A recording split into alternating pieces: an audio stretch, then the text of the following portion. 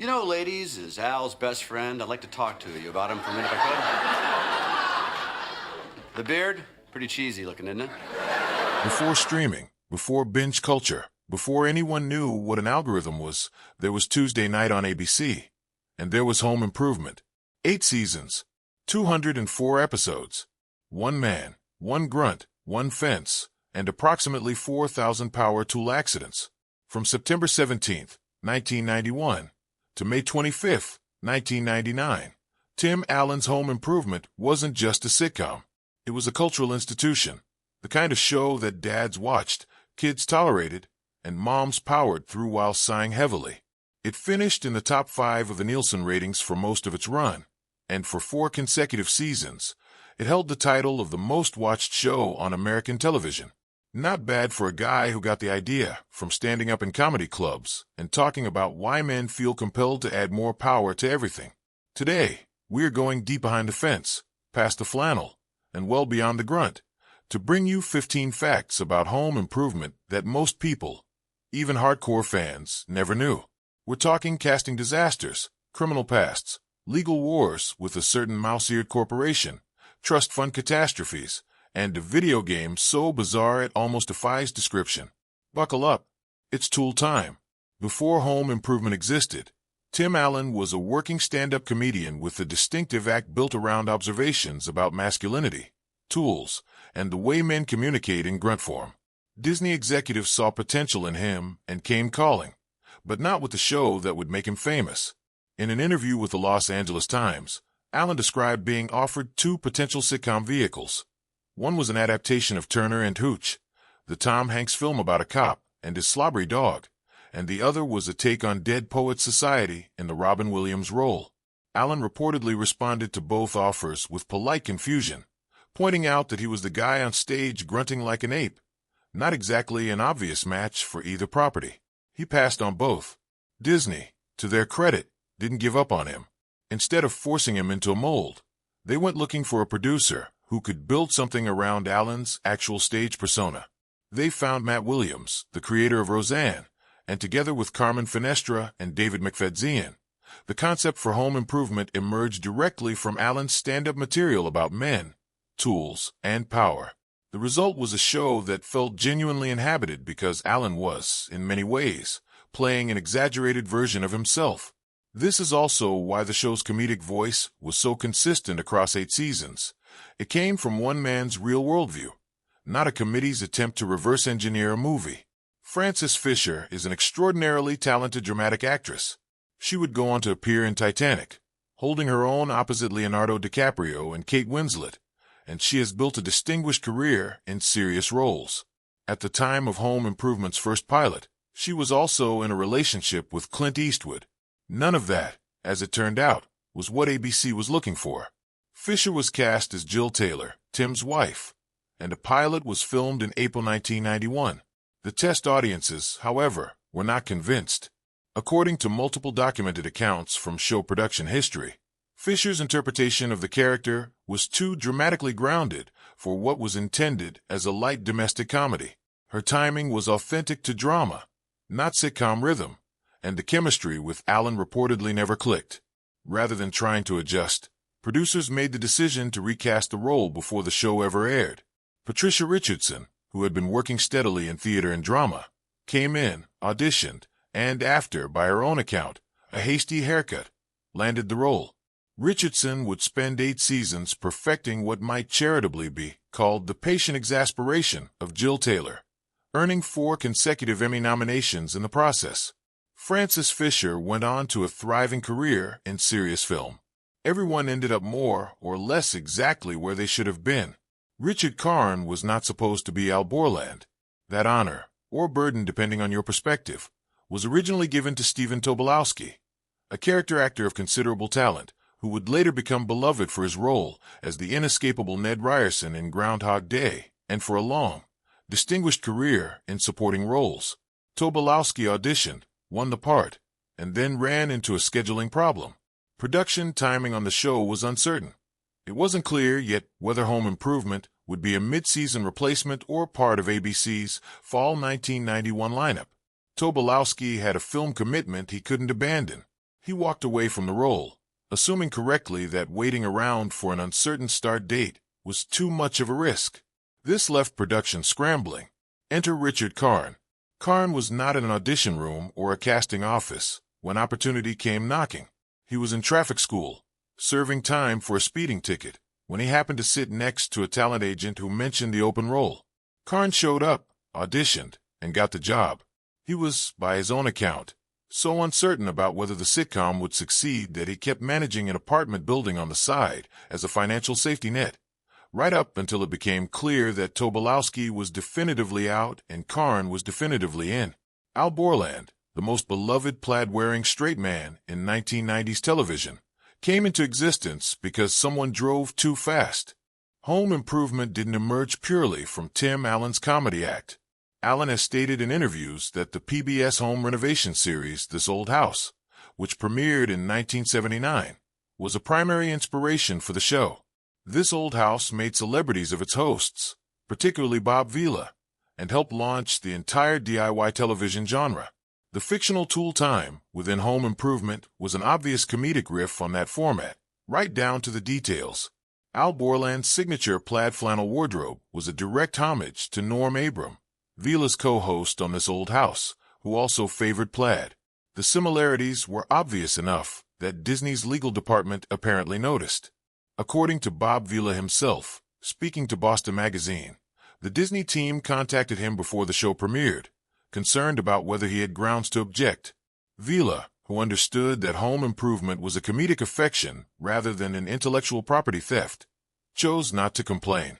He later became a recurring guest on the very show that had riffed on his life's work, appearing multiple times as a fictionalized version of himself, Tim Taylor's more competent, more polished professional rival.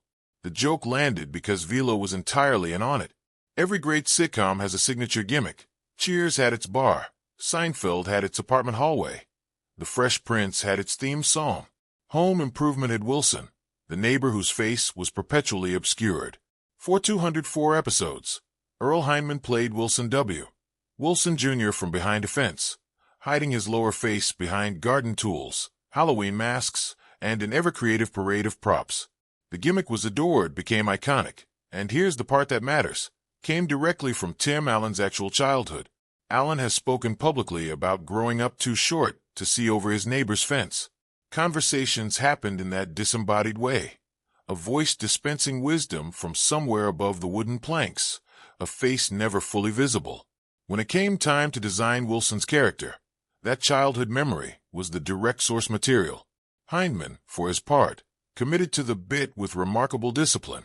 According to crew members who have spoken about the show's production over the years, Hindman would sometimes stay behind props or barriers, even during off-camera moments on set, not because he was contractually required to do so, but because he felt it preserved the mystique. Over 8 seasons, viewers never saw his full face on screen. The series finale, in 1999, finally revealed it.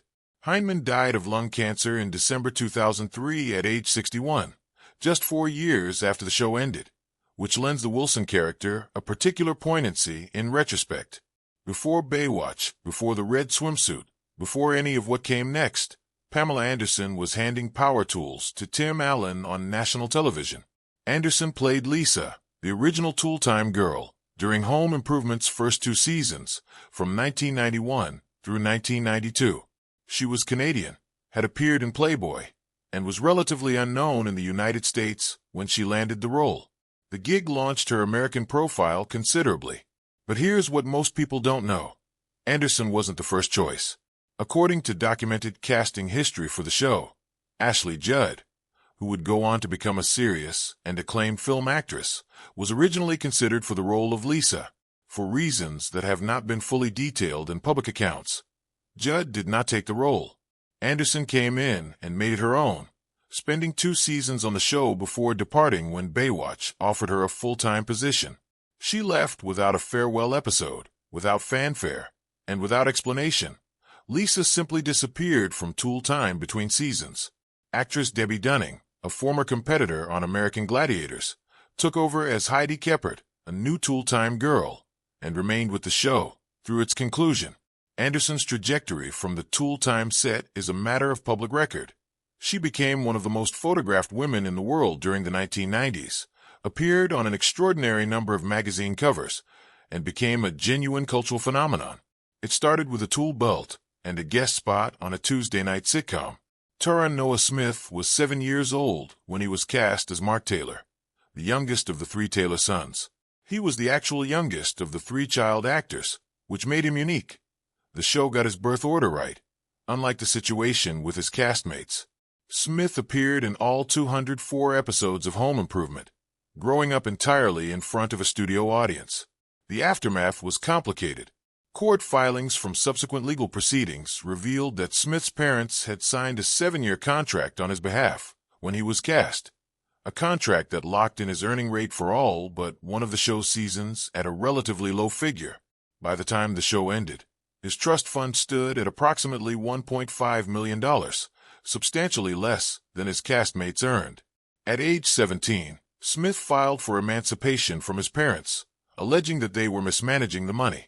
His parents denied the allegations and pointed out, accurately, that the funds were held in a court-administered trust they could not directly access. The emancipation bid was denied. When Smith turned 18, he gained automatic legal control of the account. He later reconciled with his parents, attributing the dispute to teenage angst, and acknowledging publicly that his parents had been trying to protect him, not exploit him.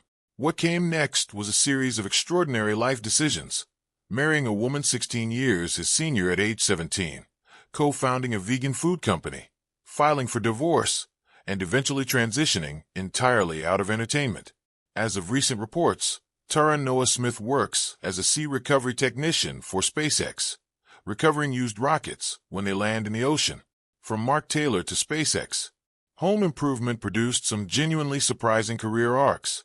In November 1994, something happened that had essentially never occurred before and has not been replicated since in quite the same way. Tim Allen simultaneously held the #1 position in American television, film, and publishing, all at the same time. Home Improvement was the most-watched show on television.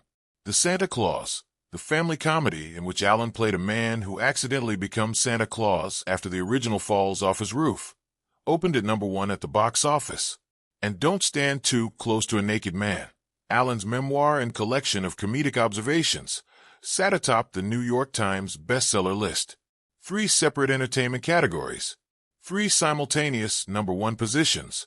This is sometimes called a triple crown moment in the industry, and it is extraordinarily rare because it requires excellence in dramatically different formats: television performance, film presence, and written voice, all clicking at the same moment. It is made more remarkable by context. This was a man who had been released from a federal prison just 13 years earlier. The climb from Sandstone Federal Correctional Institution to the simultaneous apex of American entertainment is a journey with few parallels. Whether you're a Tim Allen enthusiast or not, the arithmetic of that achievement is hard to argue with. We have saved the most architecturally interesting fact for last. Architecturally in the sense that it forms the foundation on which much of Home Improvement's identity was built. Tim Allen's stated primary inspiration for Tool Time was this old house, the PBS home renovation series that premiered in 1979 and is still on the air today, making it one of the longest-running home improvement programs in television history. This old house has accumulated over 80 Emmy nominations and 20 wins across its run. It made household names of its hosts, Bob Vila first, then Norm Abram, and launched the DIY television genre that Home Improvement satirized so affectionately. When Disney was developing the show, their legal department became concerned enough about the similarities to reach out to Bob Vila directly before the premiere. The show featured a home improvement program with 2 hosts, 1 charismatic frontman, and 1 more technically competent sidekick, in which the sidekick wore plaid flannel, a direct visual homage to Norm Abram. Vila, in recounting the conversation to Boston Magazine, said simply that he recognized Home Improvement as the sitcom equivalent of himself and Norm, and chose not to object. The Disney team was apparently relieved.